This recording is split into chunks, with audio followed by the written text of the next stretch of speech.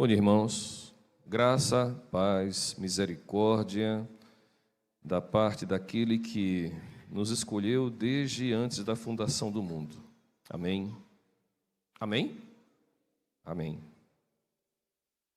Vamos abrir as nossas Bíblias no Salmos de número 48.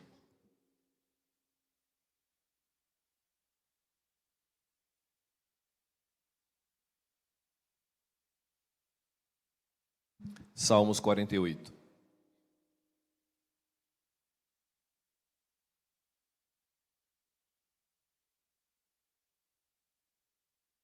Amém? Diz assim a palavra do Senhor. Grande é o Senhor e muito digno de ser louvado, na cidade do nosso Deus, seu santo monte. Alto e belo, a alegria de toda a terra é o monte Sião para os lados do norte, a cidade do grande rei. Nos palácios dela, Deus se faz conhecer como alto refúgio. Por isso, eis que os reis se uniram e juntos a atacaram. Quando o viram, se espantaram, ficaram com medo e fugiram apressados. O terror ali os venceu. E sentiram dores como de mulher que está dando à luz. Com vento leste destruíste as naus de Tarsis. Como temos ouvido dizer, agora vimos que aconteceu. Na cidade do Senhor dos Exércitos, na cidade do nosso Deus, Deus a estabelece para sempre. Pensamos, ó Deus, na tua misericórdia, no meio do teu templo. Como o teu nome, ó Deus, assim o teu louvor se estenderá até os confins da terra. A tua mão direita está cheia de justiça. Alegre-se o monte Sião, exultem as filhas de Judá por causa dos teus juízos. Andem em volta de Sião, rodeiem-na toda, contem as suas torres, notem bem as suas muralhas, observem os seus palácios, para que possam contar às gerações vindouras que este é Deus, o nosso Deus, para todo sempre. Ele será nosso guia até a morte. Amém. Meus irmãos, que salmo maravilhoso. Ele remonta em grande parte o Salmo 46. Aqui no Salmo 48 a gente vê um salmo de celebração, né? Um salmo de celebração pela cidade de Deus, pelo Monte Sião, pela Jerusalém, que aponta desde aquele momento para aquilo que a gente precisa de contínuo estar na memória, a Jerusalém celestial, a pátria para a qual nós estamos caminhando, já que nós não somos dessa terra, já que nós somos peregrinos por essa terra. A futura habitação dos eleitos do Senhor, a Jerusalém espiritual. E é o capítulo todo, meu irmão, o capítulo inteiro aponta e mostra, dá ênfase, né, à fidelidade e à grandeza de Deus, que é exaltada como aquele que é o protetor e o centro da adoração do seu povo. Ainda que por título alguém colocou a cidade de Deus, mas é bom lembrar que a cidade em si não é nada. O templo em si não é nada, mas o Deus que habita em nós, é o Deus que se fez conhecer e o Deus que escolheu Jerusalém para a sua habitação naquele período velho testamentário, representando lá pelo templo, representado lá pela Arca da Aliança. É bom lembrar que essa Jerusalém que o Velho Testamento nos aponta, a Jerusalém física, cidade, aquela parte concreta, hoje nós podemos representar, podemos entender que é representada por nós.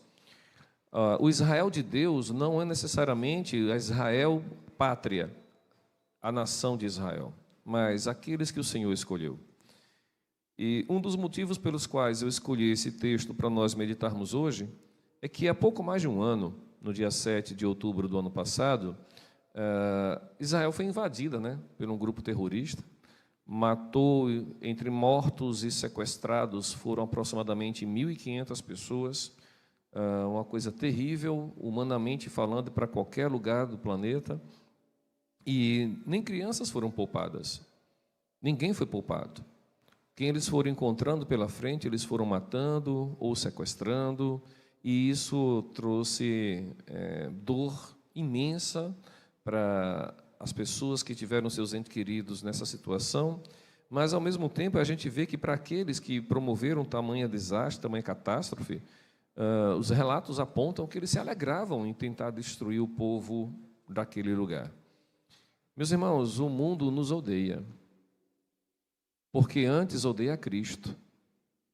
Então, quando a gente entender que nós estamos passando por provações, por dificuldades, não pense que é algo que você necessariamente tenha feito ou mereça em si mesmo, mas enquanto cristão que você é, enquanto fiel à palavra do Senhor que você deve ser, é por conta de Cristo.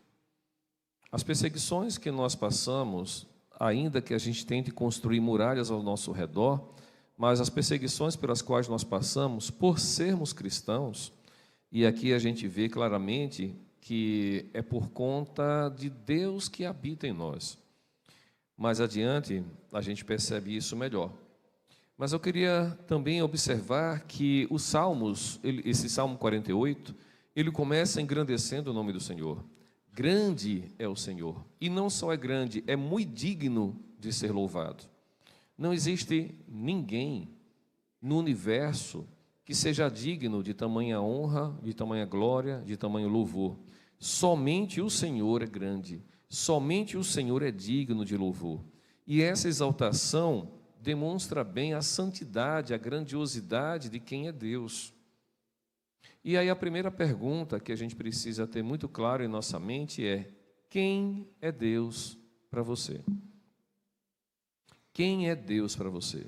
O salmista aqui mostra e engrandece ao nome do Senhor porque reconhece quem é Deus. Reconhece que aquela cidade, Jerusalém, só existia pela proteção do Senhor, não pelas suas muralhas. E nós só subsistimos nessa terra porque o Senhor está conosco, porque Ele nos protege, porque Ele está diuturnamente conosco, nos protegendo, nos livrando do mal. Meus irmãos, quantos livramentos nós tivemos ao longo da nossa existência e nem sabemos. Ontem à noite eu conversava com o presbítero Wellington, no caminho para a estância e no retorno. Para quem não sabe, o presbítero Wellington foi pregar na nova congregação presbiteriana lá na cidade de Estância. Tá? Então tem mais uma congregação presbiteriana naquela cidade, para a glória do Senhor. E nós conversávamos exatamente sobre isso, que há muito tempo atrás eu estava na Universidade Federal e havia uma grande chance, né, de eu me tornar professor da Universidade Federal, mas naquele tempo eu não conhecia o Senhor na grandiosidade que Ele era. Eu era um frequentador de igreja. Eu não havia ainda tido esse encontro pessoal com o Senhor que transformou a minha vida. E eu fico pensando o livramento que o Senhor me fez em não permitir que eu fosse professor da Universidade Federal.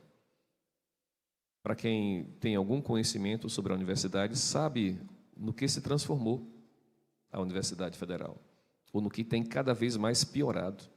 Então, penso nisso, aquilo que aparentemente seria algo bom, um salário muito gordo, mas, ao mesmo tempo, o que eu me tornaria se eu estivesse lá? No que eu teria trabalhando, pensando ou militando se eu estivesse lá? E eu louvo ao Senhor por isso. Porque a perda, ou a aparente perda que eu tive lá, na verdade foi ganho. Foi ganho para a vida eterna. Foi ganho para conseguir exaltar o nome do Senhor por aquilo que Ele é, e não apenas por aquilo que Ele faz. Então Ele é digno de todo louvor.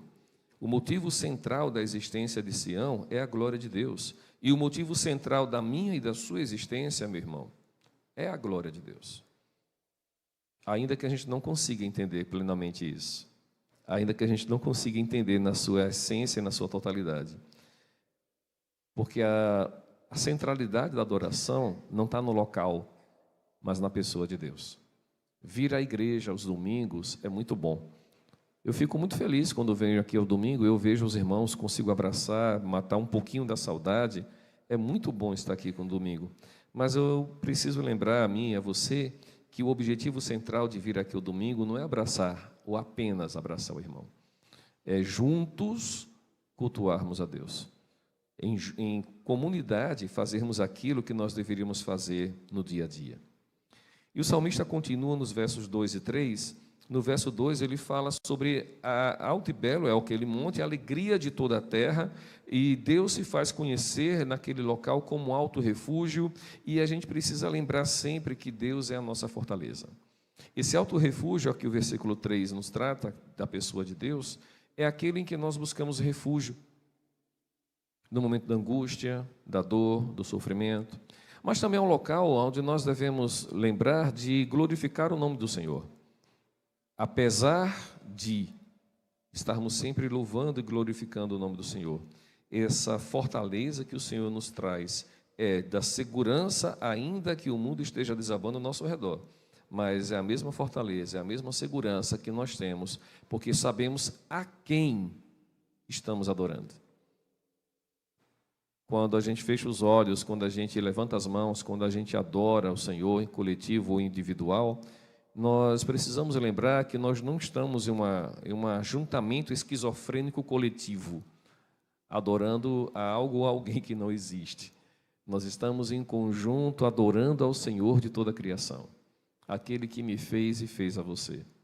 Em sala de aula eu costumo dizer aos meninos, aos meus alunos, que é preciso muito esforço, muito esforço para acreditar na teoria do Big Bang.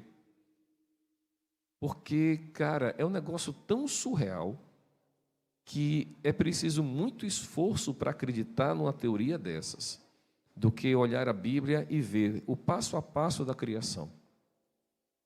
E observar como Deus foi cuidadoso e zeloso em cada ponto daquilo que Ele fez e daquilo que Ele continua fazendo.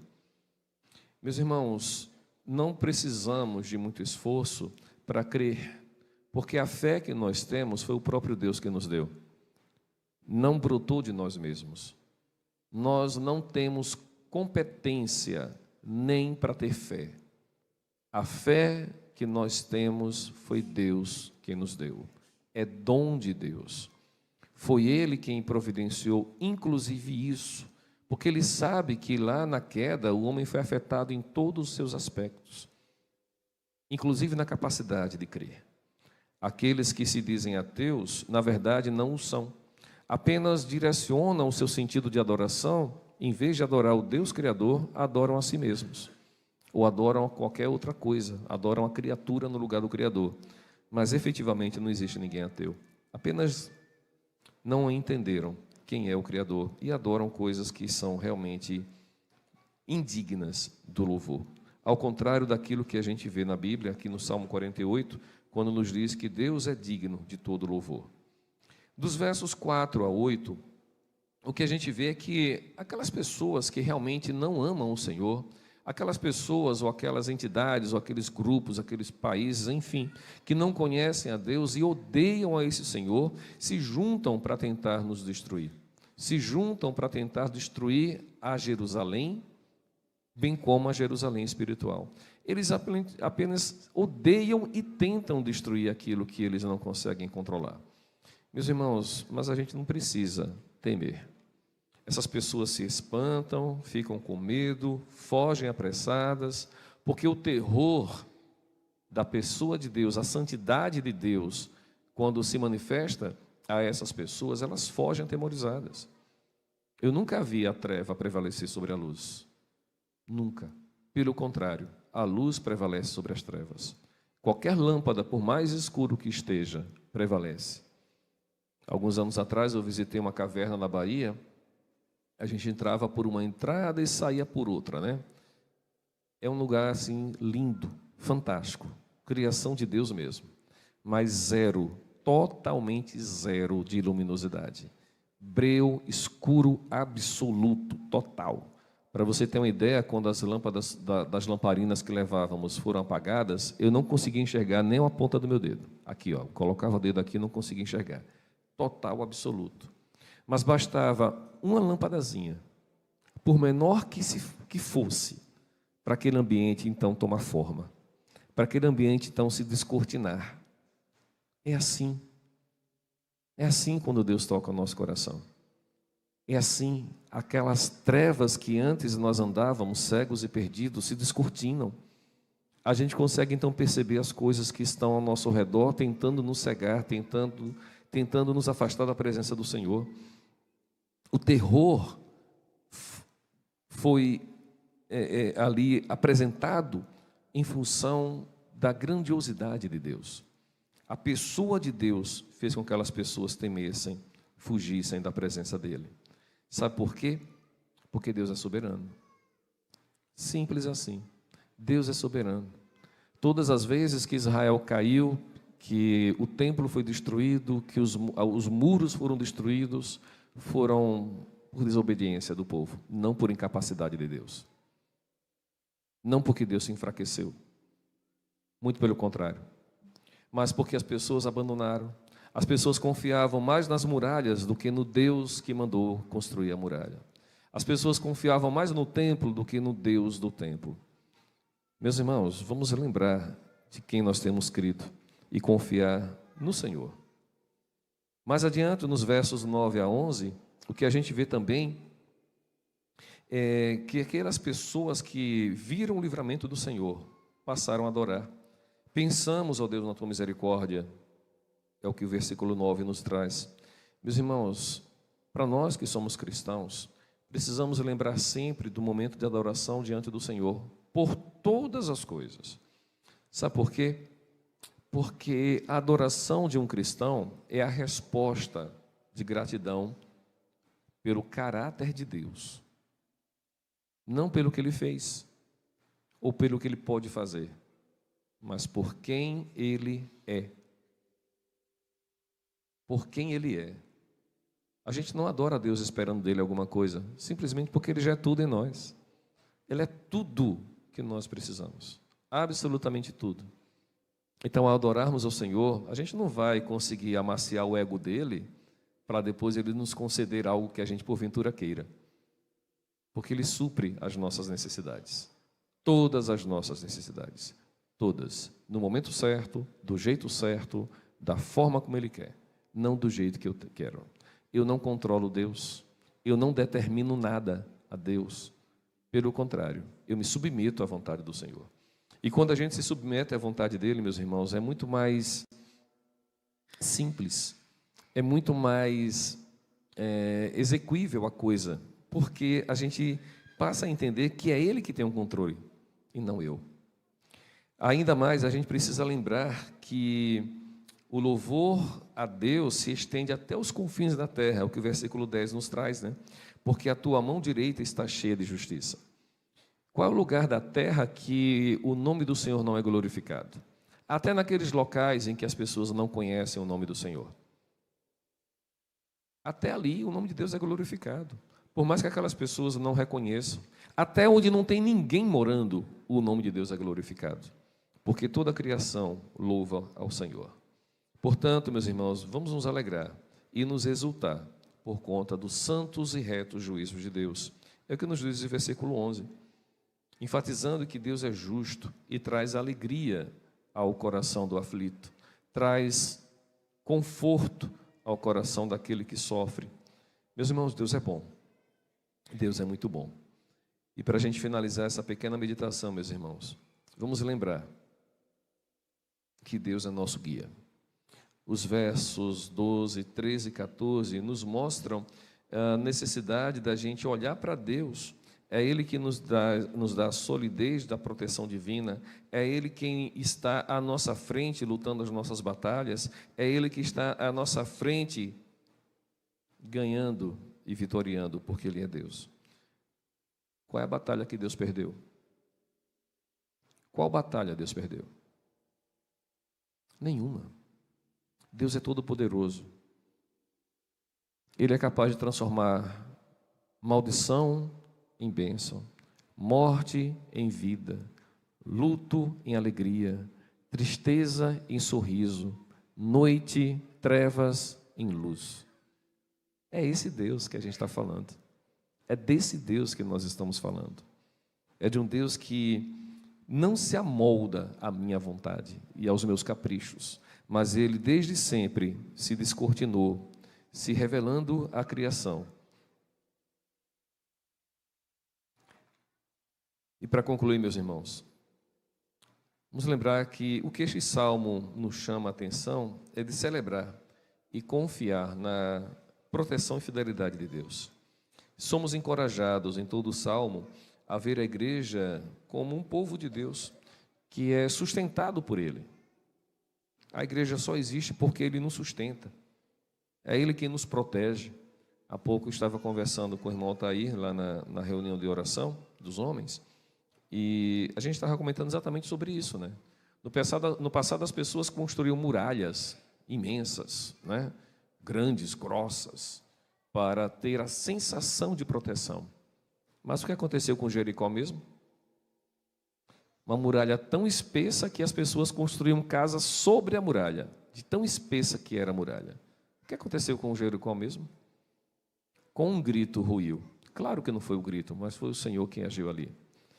As muralhas que nós construímos ao nosso redor podem nos dar a sensação de proteção, mas na verdade não são. É o Senhor que nos protege e é o Senhor que nos dá a verdadeira sensação de segurança. Ainda que a gente more em condomínios fechados, muros altos, apartamentos com chave eletrônica, sei lá, mas é o Senhor que nos dá toda a proteção. E, portanto, meus irmãos, devemos viver com gratidão, exaltar a glória de Deus e confiar em sua soberania, que nos acompanha eternamente. É confiar na soberania do Senhor. Vocês sabem que, como o texto de Jó nos alerta, nada acontece sem a permissão de Deus. Seja aquilo que nos agrada ou aquilo que nos entristece. Tudo, absolutamente tudo, está no controle do Senhor. E nós vamos confiar em quê? Em muralhas? Vamos confiar na nossa própria força? No nosso próprio dinheiro? Na nossa própria saúde? Ou seja lá o que for que você possa imaginar que possa dar alguma sensação de proteção. Não dá. É o Senhor quem nos protege. O Senhor alcança ricos e pobres em todo e qualquer lugar sobre a face da terra. Amém? Vamos orar. Em seguida, a irmã Ju tem um aviso, né? Senhor, muito obrigado pela Tua palavra. Muito obrigado, Senhor, por esse momento de meditação na Tua palavra. Meu Senhor, que a gente possa aprender e a confiar no Senhor e a depositar toda a nossa confiança no Senhor. Ó Deus, tenha misericórdia das vezes que nós queremos resolver as coisas pela força do nosso próprio braço, pelo muito pensar, pelo intelecto, pela inteligência ou por argumentos que são todos frágeis diante do Senhor. Deus nos ajuda a termos uma total confiança no Senhor, para a honra, glória e louvor do Teu santo nome. Amém.